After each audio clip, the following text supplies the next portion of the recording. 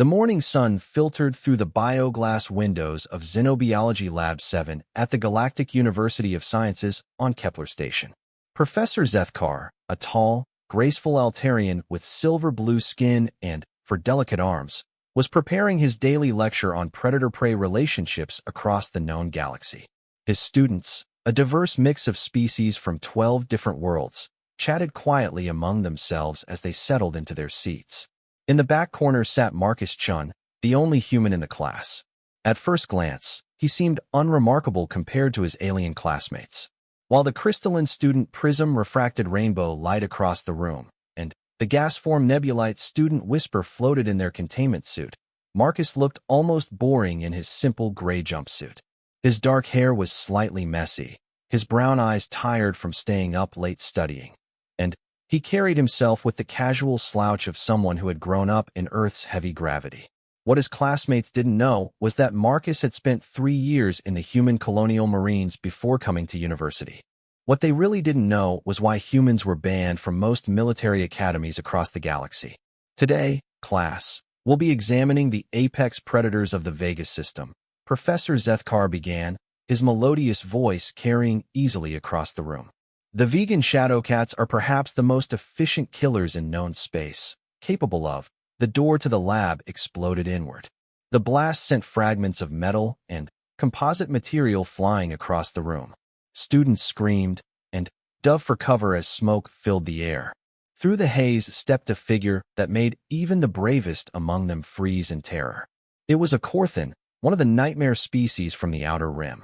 Standing nearly 3 meters tall, its chitinous black exoskeleton gleamed like polished obsidian.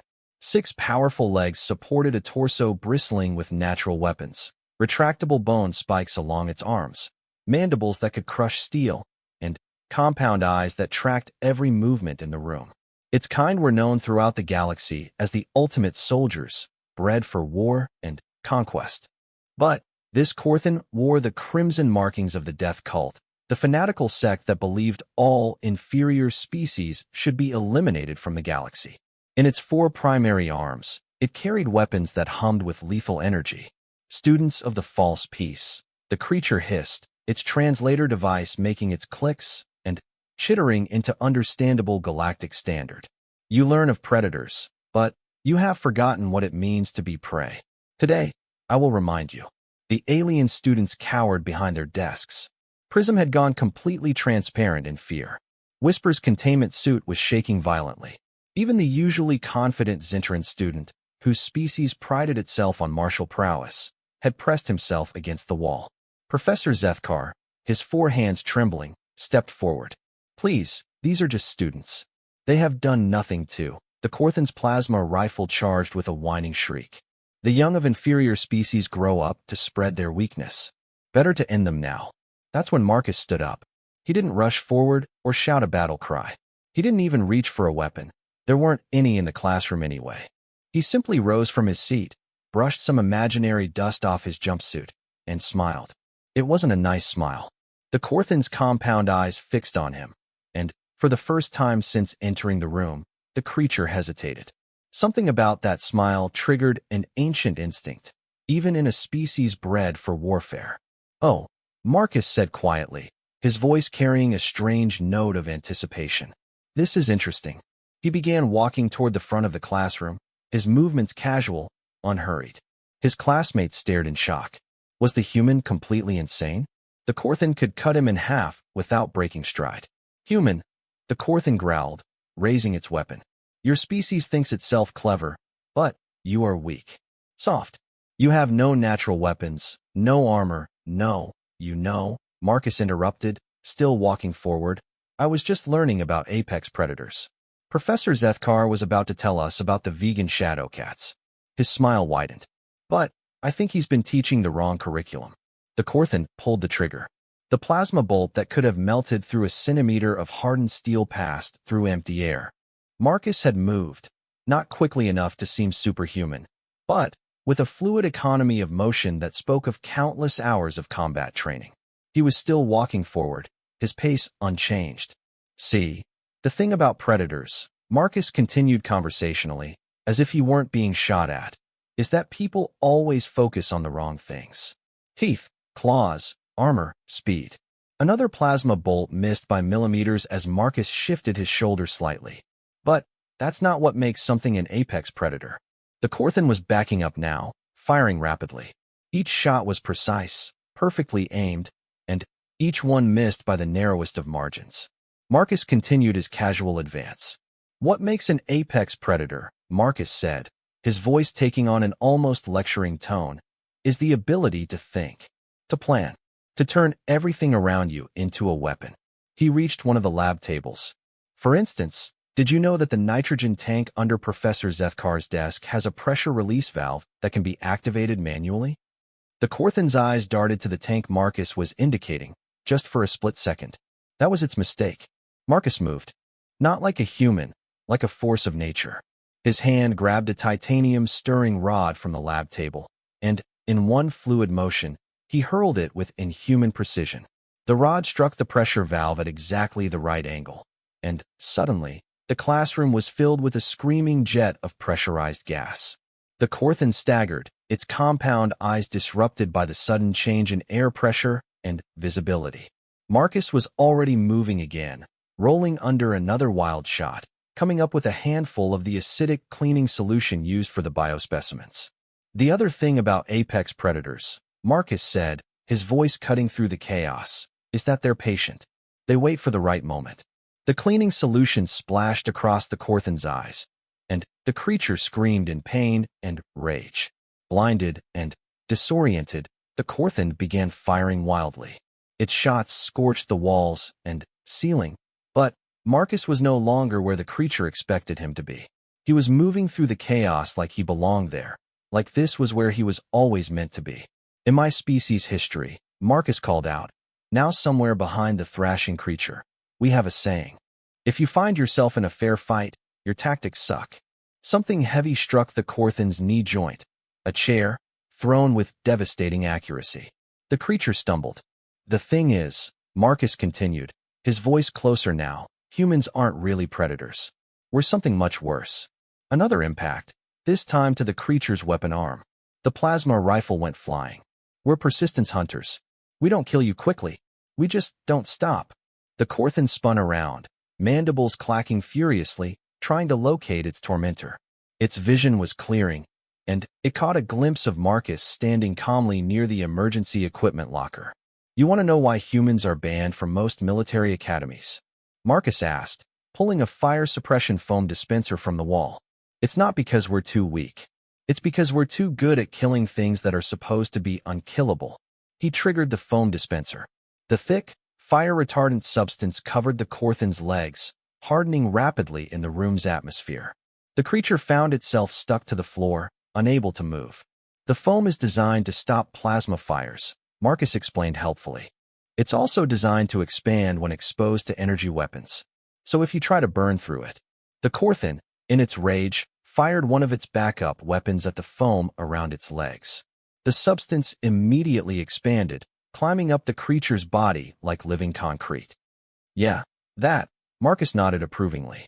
"See, the thing about being a Deathworlder, that's what you call us, right? Is that we learn to be very, very good at adapting. Earth tried to kill us with ice ages, plagues, predators, natural disasters, and about a million other things. So we got creative." The Corthan was now trapped up to its torso, struggling frantically against the hardening foam. Marcus walked over to where its main weapon had fallen and picked it up, examining it with professional interest.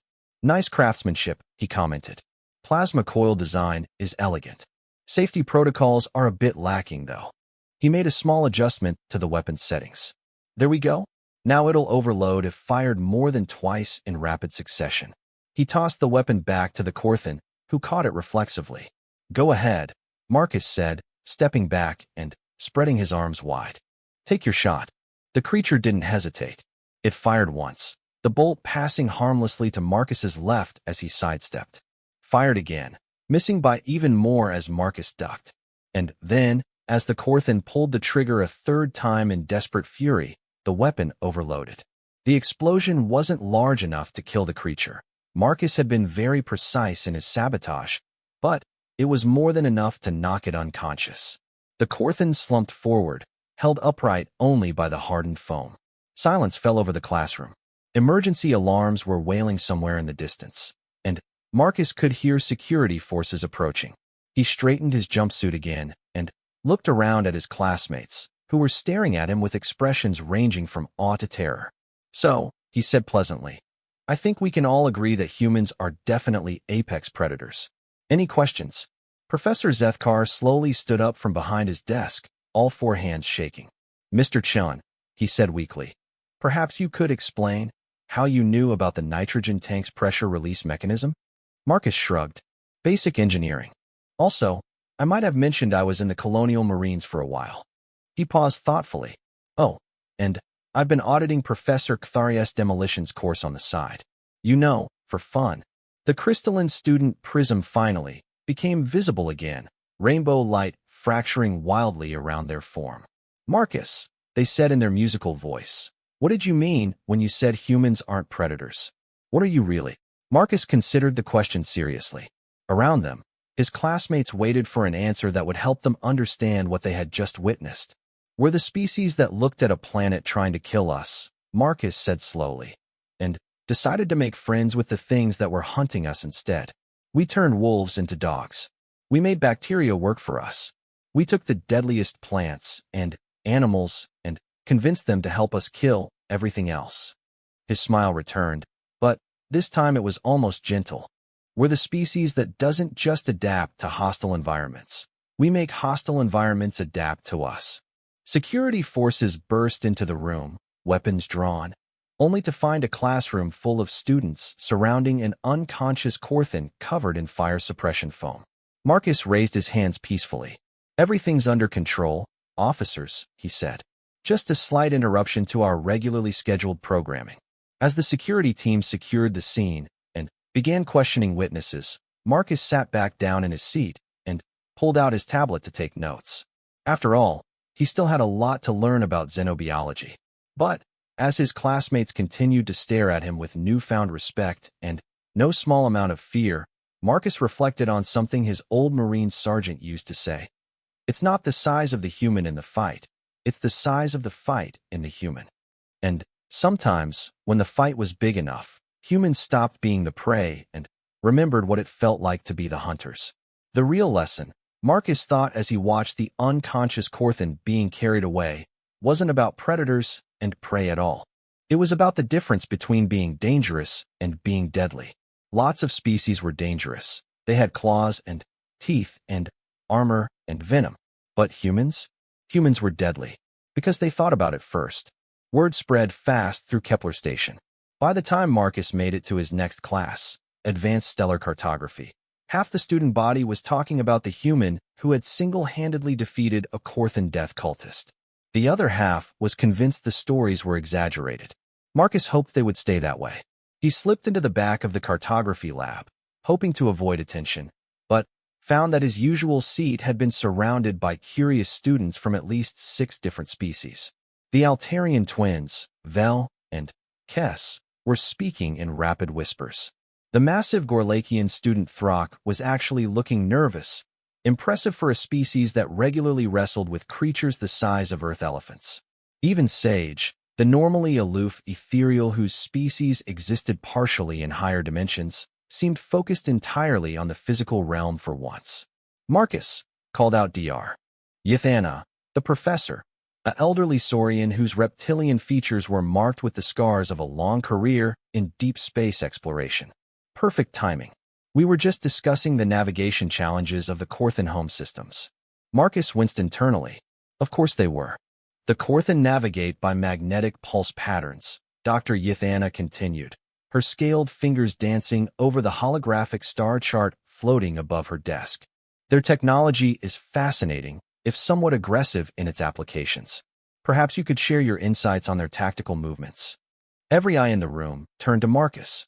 He could feel the weight of their expectations, their curiosity, their fear. Word had gotten out faster than he'd hoped, and now everyone wanted to know what other secrets the quiet human from Earth might be hiding. "Well," Marcus said carefully, "they tend to favor direct approaches. Very linear thinking when it comes to assault patterns. He paused, remembering the feel of dodging plasma bolts that morning. They're used to overwhelming opposition with superior firepower and physical dominance. They don't really adapt well when those advantages are neutralized. Throck rumbled approvingly. Gorlakians respect strength. But even we know that brains beat brawn when brawn gets stupid. But how did you know all those things? Asked Whisper, their voice emanating from their environmental suit. The chemical reactions, the pressure systems, the weapon vulnerabilities? That's not standard colonial marine training. Marcus sighed. He'd been hoping to avoid this conversation for at least another semester. But it seemed the universe had other plans. Actually, he said, it kind of is. The room fell silent except for the gentle hum of the star chart's projectors. You see, Marcus continued, humans don't just train soldiers to fight. We train them to think. Every Marine learns basic engineering, chemistry, biology, physics, and about a dozen other subjects. Not because we expect them to become scientists, but because in a real fight, everything around you is either a weapon or a tool. You just have to know how to see it. That's Dr. Yathana's tail twitched thoughtfully. Actually quite logical. Most military academies focus on weapon proficiency and tactical formations. You're saying humans teach general problem solving. We teach survival, Marcus corrected. See, most species developed their military doctrines after they achieved spaceflight, when they had energy weapons and powered armor and all sorts of advanced technology. Humans developed our military thinking when we were still hitting each other with rocks and pointed sticks. We learned to make anything into a weapon because we had to. He gestured to the star chart floating above them. Take navigation, for example. Most species developed stellar cartography as a peaceful science, right?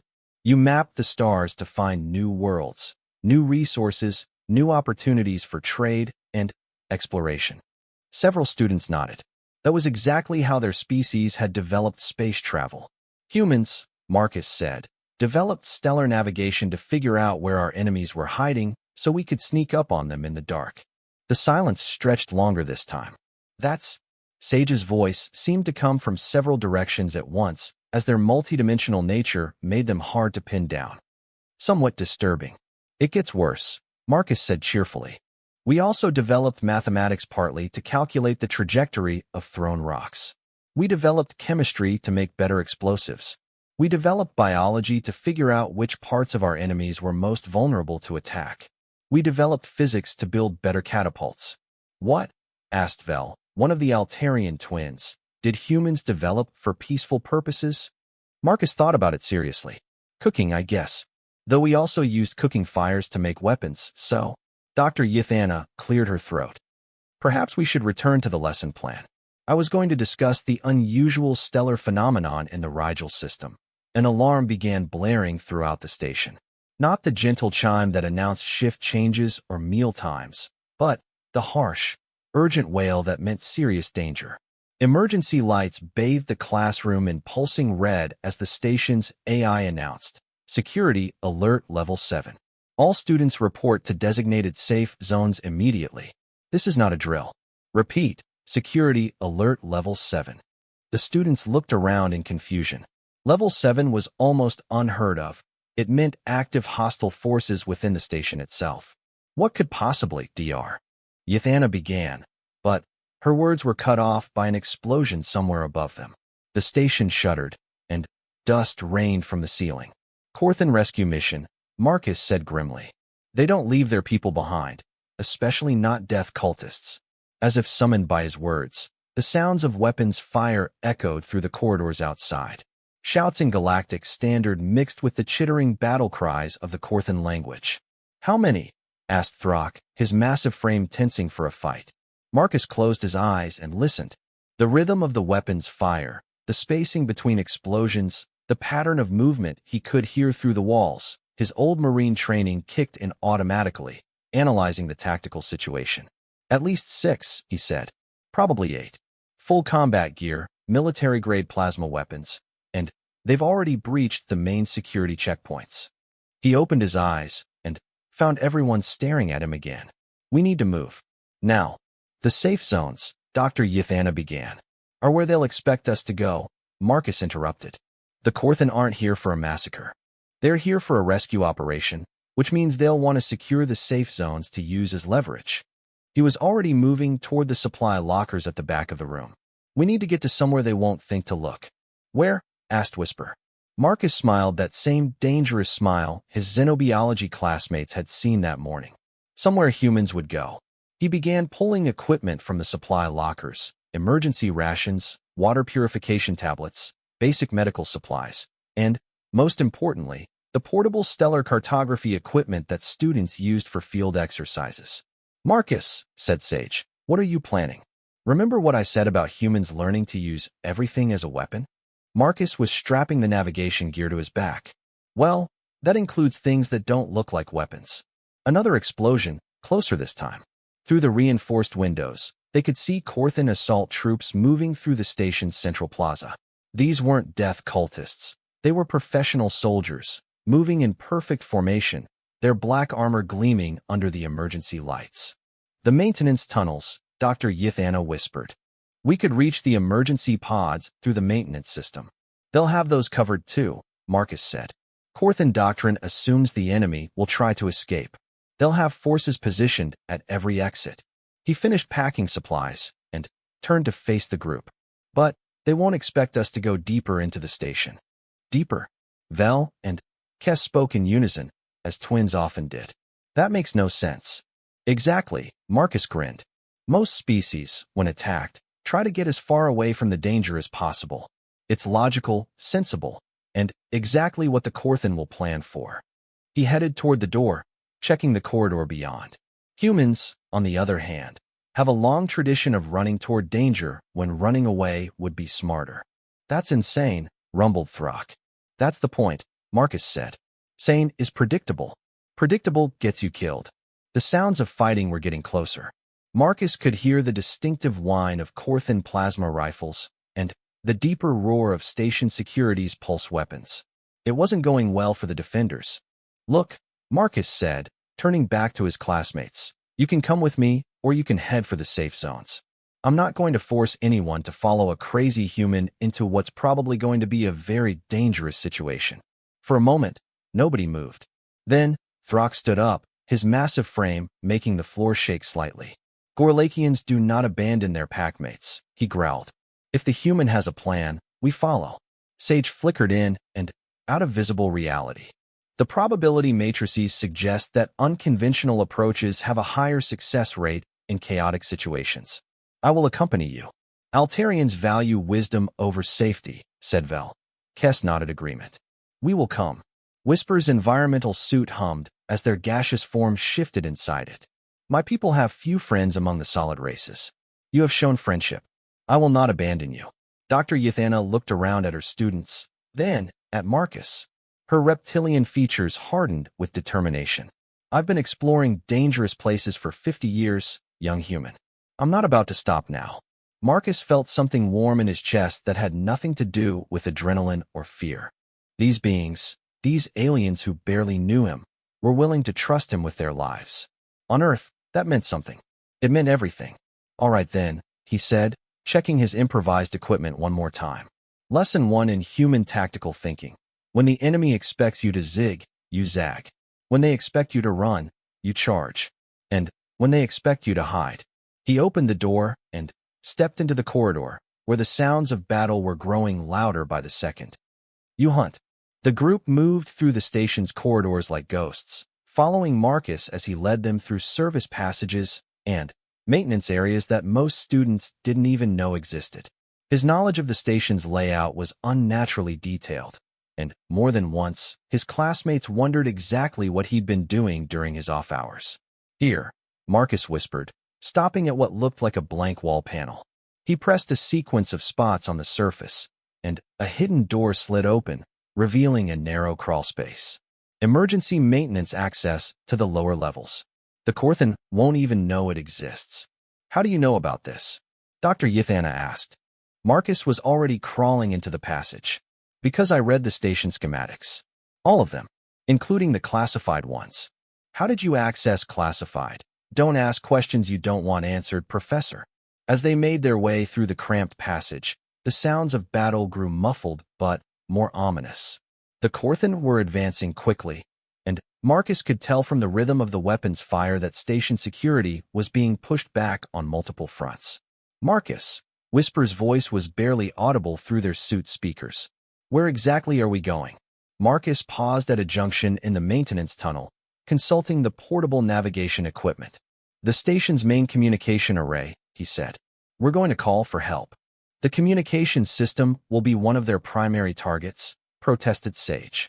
"They will have seized or destroyed it by now." "The main communications system, yes," Marcus agreed. "But this station has 3 backup communication systems that aren't listed on any public schematics." He grinned in the darkness of the tunnel. "One of them is exactly where we're headed." As they continued through the maze of service passages, Marcus began to explain what he had in mind. It was ambitious, dangerous, and relied on several assumptions about Korthan psychology that might or might not be correct. In other words, it was a perfectly human plan.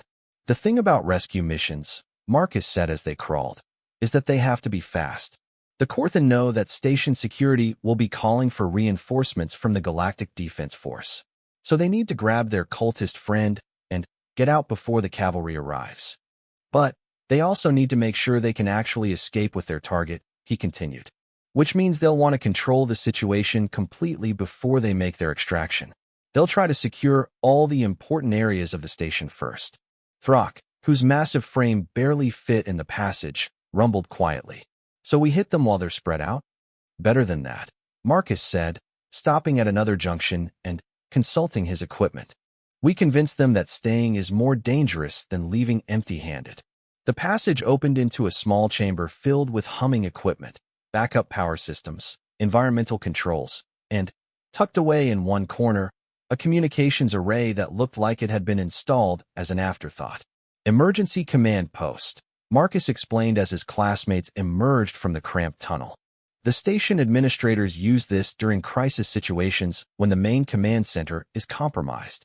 He began connecting the portable stellar cartography equipment to the communications array, his fingers flying over controls that should have required specialized training to operate. "Marcus," Dr. Yathana said slowly, "exactly what did you study before you came to xenobiology?" "Officially, colonial engineering and emergency response." Marcus didn't look up from his work. "Unofficially, how to turn civilian infrastructure into weapons platforms." The communications array came online with a soft chime. Marcus immediately began entering commands, his hands moving with the practiced ease of someone who had done this many times before. "There," he said with satisfaction. "We now have access to the station's internal sensor network, external communications, and—" His smile turned predatory. "The environmental control system. What are you planning?" asked Vel. Marcus's fingers danced over the controls, and, suddenly, the chamber was filled with holographic displays showing every part of the station. The Korthan assault troops appeared as red dots moving through the corridors, while station security showed up as blue dots falling back toward the safe zones. "I'm going to teach them why humans are really banned from most military academies," Marcus said. "It's not because we're too weak or too emotional or too unpredictable." He began typing rapidly, accessing systems that definitely required security clearances he shouldn't have had. "It's because we're too creative." The environmental controls came online under his command, and, suddenly, Marcus had access to every system that made the station livable: air recycling, gravity generators, atmospheric pressure, temperature control, even the artificial day-night lighting cycles. "And when humans get creative," Marcus said, his fingers still flying over the controls, "very bad things tend to happen to our enemies." The first sign that something was wrong came when the lights in Sector 7 began flickering in a specific pattern. The Korthan assault leader, Commander Zektar, noticed it immediately. In Korthan military code, the pattern meant retreat immediately, poison gas detected. But their atmospheric sensors showed nothing dangerous, just normal station air with standard oxygen levels. The second sign came when the gravity in Sector 12 increased by 20%. Not enough to be immediately dangerous, but enough to slow down the heavily armored Korthan troops who were already carrying full combat loads. The third sign was when Sector 15's temperature began dropping rapidly, while Sector 18's started rising. Commander Zektar stood in the main plaza, his compound eyes scanning the environmental readouts on his tactical display. Something was systematically manipulating the station's infrastructure, and it was doing so with a level of sophistication that suggested intimate knowledge of the systems. Report, he chittered into his comm unit. Section Alpha has secured the main command center, came the reply. No resistance. It appears to have been evacuated in advance. Section Beta has reached the primary safe zones. They are empty. No civilian targets acquired. Section Gamma reports successful penetration of the detention levels. The cultist has been located and is ready for extraction. All according to plan, but Zektar's combat instincts were screaming warnings. This was too easy. Where were the defenders? Where were the civilians? And what was causing the environmental anomalies? All sections, report any unusual environmental conditions, he commanded. The responses came back immediately, and they painted a picture that made even a veteran Korthan commander nervous. Every section of the station was experiencing different environmental problems, some subtle, some obvious, all of them seemingly designed to herd his forces toward specific locations. In the hidden command post, Marcus watched the red dots on his display moving exactly where he wanted them to go. His classmates surrounded him, watching in fascination and growing alarm as he orchestrated what appeared to be a masterpiece of psychological warfare. "You're not actually going to hurt them, are you?" asked Whisper, their voice tight with concern. "Not directly," Marcus replied, making another adjustment to the atmospheric controls. "See, humans learned a long time ago that the best way to win a fight is to make the other guy not want to fight anymore." On the display, the Korthan forces were consolidating their positions, gathering in the areas where the environmental conditions remained normal, exactly as Marcus had planned. The thing about Korthan psychology, Marcus explained as he worked, is that they're actually quite logical. They assess threats rationally and respond appropriately. If you present them with a bigger threat than their current mission parameters account for, they'll adapt their tactics accordingly. Dr. Yathana was studying the environmental readouts with professional interest. "You're not creating actual dangers," she said slowly. "You're creating the appearance of dangers that would threaten a boarding operation." "Exactly," Marcus nodded approvingly. "The flickering lights suggest chemical weapons, something that could penetrate their armor's environmental seals. The gravity fluctuations suggest gravitational anomalies that could trap their ships or interfere with their extraction. The temperature changes suggest the station's fusion reactor might be destabilizing." "But none of those things are actually happening?" asked Sage. "Of course not," Marcus said. "I'm not trying to blow up the station with all of us on it. I'm just convincing them that someone else might be about to blow it up." Throck rumbled appreciation. "Deception tactics. Make the enemy think the terrain is more dangerous than it actually is." "Better than that," Marcus said, his fingers dancing over the communications controls. "I'm about to make them think they're facing something they're definitely not equipped to handle." He opened a communication channel, not to the Galactic Defense Force or station security, but to something much more interesting. "Emergency beacon activated," he announced to his classmates. "Automated distress signal broadcasting on all frequencies, indicating hostile boarders and requesting immediate assistance from any vessels in range." "But there aren't any ships close enough to help," protested Vel. Marcus's smile was pure predator now. "I know, but the Korthan don't know that. And they're about to receive what appears to be a response to our distress call." He began typing rapidly, crafting a message that would be transmitted on Korthan military frequencies. Not from the station, but apparently from somewhere in deep space. "This is Battle Group Fenrir." Marcus spoke into the communications array, his voice artificially distorted by the transmission filters. "We have received your distress signal and are responding at maximum burn. ETA 47 minutes.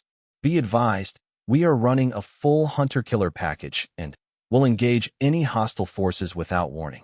Recommend you secure whatever defensive positions you can and wait for extraction." The transmission went out on multiple frequencies, with just enough static and interference to suggest a ship traveling at high speed through difficult space.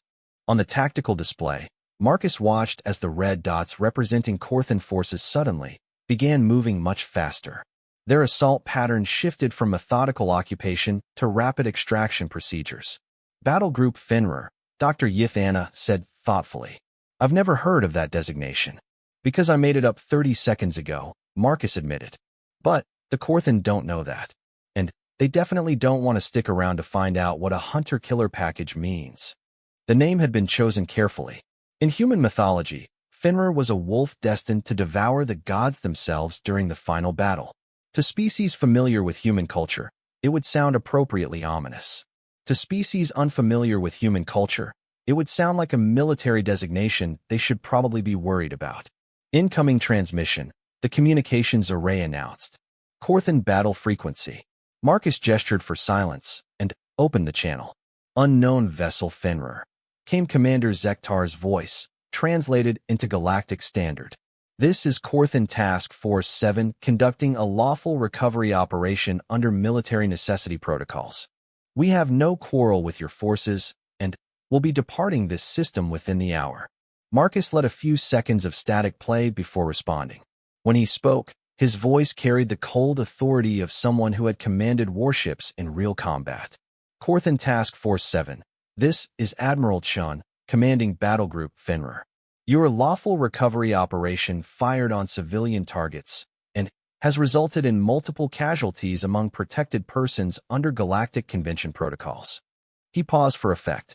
You now have 37 minutes to surrender your vessels for inspection or be classified as hostile combatant subject to immediate destruction. The silence that followed was profound. Even his classmates were staring at Marcus with expressions of awe and terror. Marcus, whispered Whisper. Please tell me you're not actually an admiral. I'm not actually an admiral, Marcus said quietly. But I did spend 3 years learning how to sound like one when necessary. On the tactical display, the Korthan forces were moving with increasing urgency toward the detention levels where their cultist ally was being held. Their formation had shifted from a conquering army to a desperate extraction team. Unknown Admiral Chun, came the reply after several tense moments. We acknowledge your concern for civilian casualties. However, our operation was conducted with minimal force, and no fatalities have been recorded. We request permission to complete our extraction and depart the system.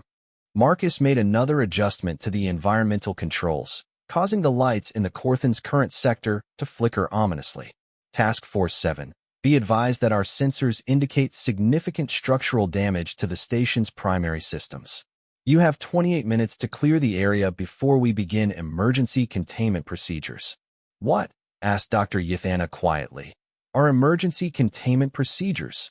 Whatever sounds scary enough to make them leave faster, Marcus replied. The Korthan commander's next transmission came through with obvious tension. Admiral Chun, we are proceeding with immediate extraction. Request you hold fire until we clear the system. Acknowledged, Task Force 7. Be advised that any hostile action against this station or its inhabitants will result in immediate retaliation. Finner out. Marcus closed the channel and turned back to his tactical display. The Korthan forces were now moving at maximum speed toward their extraction point, their orderly advance having become something much closer to a controlled retreat.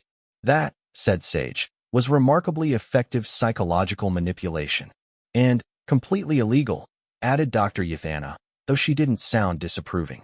Impersonating military officers, falsifying emergency communications, unauthorized use of station systems. Also, said Thrak approvingly, very clever. The Korthan will spread word that humans have a battle group Fenrir somewhere out there. Other species will wonder what kind of weapons a hunter-killer package contains. Marcus was already shutting down the communications array and packing up the portable equipment. The best part is, they'll never be able to prove it didn't exist. There's enough human military activity in deep space that any battle group could plausibly be operating under communications blackout. So you've created a phantom fleet, Vel said admiringly. Better, Marcus said, shouldering his equipment pack. I've created a legend. And legends can be more powerful than actual weapons, because people will imagine they're scarier than they really are. On the tactical display, the last of the red dots were disappearing as the Korthan completed their extraction and departed the station. Within minutes, the all-clear signal was sounding throughout Kepler Station, and Normal operations were being restored. "We should go," Marcus said, leading his classmates back toward the maintenance tunnel. "Security is going to want to know who was using this command post, and I'd rather not have to explain some of the system access I just performed." As they crawled back through the service passages, Dr. Yithana called softly ahead to Marcus. "Young human, I have to ask, exactly how much of what you just did was improvised, and how much was planned in advance?" Marcus was quiet for a long moment as they navigated the cramped tunnel. Finally, he said, "Professor, when you've studied enough military history, you start to realize that most of the greatest victories came from people who were making it up as they went along. The trick is to sound like you know what you're doing, even when you're just trying things to see what works." "And if something doesn't work?" asked Whisper. "Then you try something else," Marcus replied. "Humans are very good at adapting on the fly. We had to be. Earth spent millions of years trying to kill us, so we got really creative about staying alive." They emerged from the maintenance tunnel back into the cartography lab, where emergency crews were already working to restore the station's normal functions. Through the windows, they could see Corthan ships departing the system at maximum speed, just as Marcus had predicted. "So," said Sage, settling back into their seat as if nothing had happened, "what have we learned from today's adventure?" Marcus thought about it as he stowed his equipment and pulled out his regular class materials. Around them, other students were beginning to return to their classrooms as the all-clear continued to sound. "We've learned that the most dangerous predator," he said slowly, "isn't the one with the biggest teeth or the strongest armor or the fastest reflexes." He looked around at his classmates, aliens who had trusted a human enough to follow him into danger, and who had emerged safely on the other side. "The most dangerous predator is the one that can convince everyone else that there's something even more dangerous coming."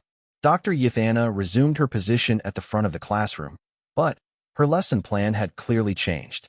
"I think," she said, "that today we'll be discussing a different kind of predator-prey relationship. The kind where the prey species evolves to become something that even the apex predators learn to avoid."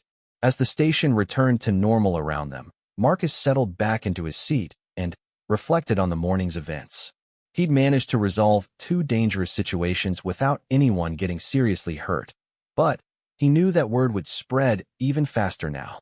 By tomorrow, every student on the station would know about the human who had defeated a Corthan cultist and then scared off an entire extraction team using nothing but environmental controls and creative communication. His quiet anonymity was definitely over. But as he looked around at his classmates, beings who now understood that humans were capable of much more than their peaceful appearance suggested, Marcus found that he wasn't really sorry about that. After all, there were worse things than being known as the species that turned everything into a weapon, thought 3 moves ahead of everyone else, and had the imagination to create threats that didn't exist in order to defeat threats that did.